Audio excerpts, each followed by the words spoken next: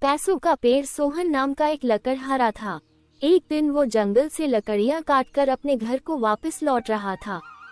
रास्ते में उसे एक तपस्वी दिखाई पड़ा। कड़ी सर्दियों के दिन थे। तपस्वी ठंड की वजह से काफी थर-थर कांप रहा था। स्वभाव से दयालु और परोपकारी लकड़हारे ने अपनी लकड़ियों में से कुछ सूखी लकड़ियां उसके पास जला दी। तपस्वी को बहुत राहत हुई। लकड़हारे के इस व्यवहार से खुश होकर तपस्वी ने उसको एक जादुई पत्थर दिया।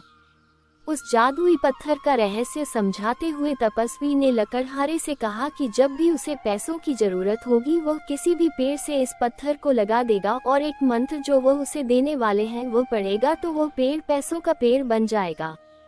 इस तरह से वह जितने चाहे पैसे अपने लिए बना सकता है और जरूरतमंदों की मदद कर सकता है और अपने अच्छे कार्यों को निरंतर चालू रख सकता है। तपस्वी ने लकड़हारे को एक मंत्र बताया और साथ में ये भी बताया कि यह मंत्र पेड़ को पैसों के पेड़ में रूपांतरित करने के लिए कितना जरूरी है। लकड़हारे ने तपस्वी का आभार प्रकट किया और वह अपने घर आ गया।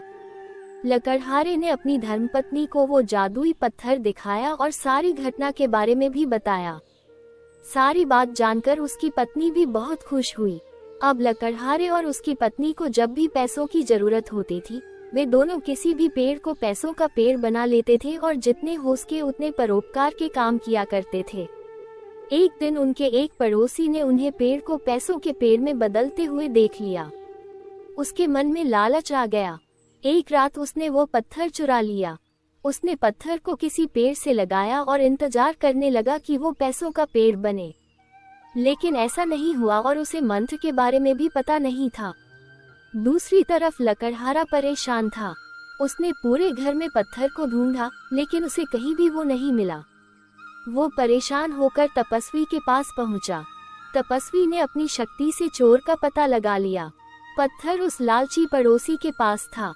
लालची पड़ोसी ये सोच सोच कर पागल हो गया कि पत्थर काम क्यों नहीं कर रहा।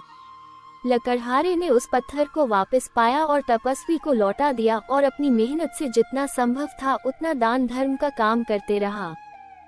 इसीलिए कहते हैं कि चोरी करना बहुत बुरी बात है और अधूरा ज्ञान और जानकारी काफी हानिकारक होते हैं। स्टोरी विद बिंदु। Subscribe. Thank you so much.